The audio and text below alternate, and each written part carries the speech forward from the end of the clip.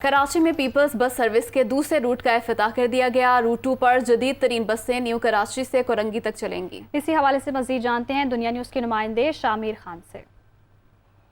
बिल्कुल, इस वक्त हम मौजूद हैं न्यू कराची अजमेर नगरी के इलाके में, जहां से पीपल्स बस सर्विस के दूसरे रूट का आज से बाकायदा तौर पे जो है वो आगाज़ कर दिया गया है। अगर यहाँ की बात की जाए तो यहाँ पे इस वक्त खूबसूरत और जदीद टेक्नोलॉजी से लेस जो है वो बसें यहाँ पे मौजूद हैं। मेरे कैमरामैन नुकसार बेग आपको दिखाते चलें तो ये वो बसें हैं जिनकी तादाद अभी तो 10 के करीब है, जो कि यहाँ पे पहुँचा दी गई हैं और अब तो कुछ ही देर बाद ये यहाँ से निकलेंगी, मुसाफिरों को उठाएंगी और अपनी सवारियों को लेके जो इनका मुताल्लिका रूट है उसकी जानिब जो है गामजन हो जाएंगी। अगर इनके रूट की बात की जाए तो ये ख्वाजा अजमेर नगरी जो कि न्यू कराची में है, इससे जो है वो शुरू होंगी। उसके बाद नागन चौरंगी से Rashid Minhas road, big road, Shahrah Faisal, Shah Faisal और फिर यहाँ से होते हुए कोरंगी इंडस अस्पताल की जानिब जो है इनका आखिरी स्टॉप होगा।